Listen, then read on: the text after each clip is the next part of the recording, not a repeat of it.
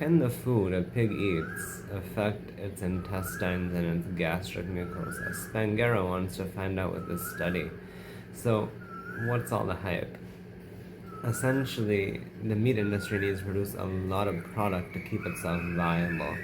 And that means force feeding and overfeeding animals so they can eventually be slaughtered to be turned into meat products that people can consume.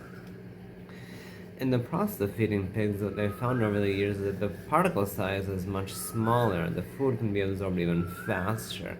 The problem is the food can produce inflammation because of being emptied rapidly, etc.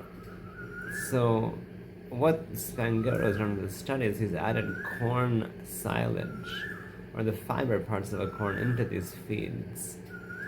And then he's looked to see what happens to the gastric mucosa of these animals that are sacrificed. Now, the results are kind of interesting. I mean, it's kind of obvious. If you add fiber into the diet of these pigs, then what happens is they don't have these gastric lesions. Who cares about pigs? People just eat them. What difference does it make? The same thing hasn't been proven in humans because we can't sacrifice humans after feeding them corn silage, but it can be extended to humans that by increasing fiber, inflammation in the intestinal tract can come down. What does all this mean? The modern diet is really nutrient dense, but it misses a lot of micronutrients and that sort of thing.